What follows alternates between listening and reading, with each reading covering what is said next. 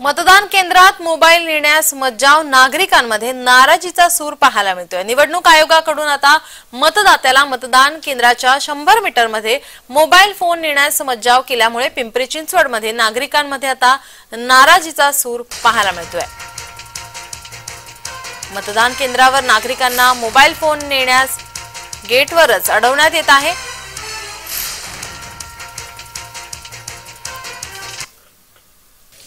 परंतु अशी लोक जे एकटे येतात, जे आजारी आहेत, वृद्ध आहेत, अपंग आहेत, महिला आहेत, गरोदर आहेत, त्यांना मोबाईल जर आतमध्ये घेऊन जायला प्रत्यवाय केला तर ते मोबाईल घेऊन परत जातात आणि मतदानाला ते येत नाहीत, येऊ शकत नाहीत।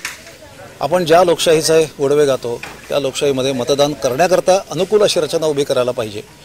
जे आहेत ते नियम पुरेसे आधी सांगायला पाहिजेत आणि जे सांगितलेले नियम आहेत त्याचा योग्य तो अर्थ लावला पाहिजे, अशी कळकळीची विनंती माझी आपल्या माध्यमातून या सगळ्या यंत्रणेला करायची आहे। स्पष्ट केलं आहे की तुम्ही मोबाईल आणू नका किंवा वापर करू नका। लोक म्हणतात की आणूच नका असं आहे, तसं नाही। किंवा जो आहे तो पुढचा भाग वाचलाच गेलेला नाहीये।